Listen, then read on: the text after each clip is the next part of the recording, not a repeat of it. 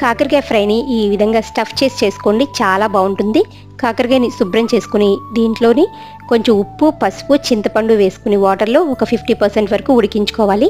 ఒక కడాయిలో 3 టేబుల్ స్పూన్ల పచ్చిశనగపప్పు, 1 టేబుల్ స్పూన్ ధనియాలు, 1/2 టేబుల్ స్పూన్ జీలకర్ర, ఒక గుప్పెడు వెల్లుల్లి రబ్బలు వేసుకుని దొరగా వేయించి మిక్సీ జార్లో వేసుకుని బరగ్గా ఫోర్స్గా గ్రైండ్ చేసుకుని, ఈ ఫోర్స్గా గ్రైండ్ చేసుకున్న మిశ్రమంలోకి ఒక మీడియం సైజు ఉల్లిపాయని ముక్కల కింద కట్ చేసి వేసుకోవాలండి.